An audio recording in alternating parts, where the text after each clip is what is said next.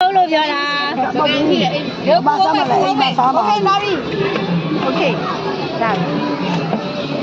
အားကြောင့်နောက်ဆုံးလို့ပြောတာ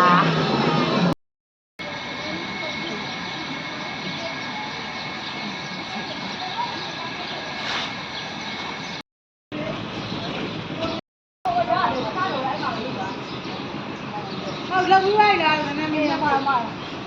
ယူယူများပါ90ယူတာဟော90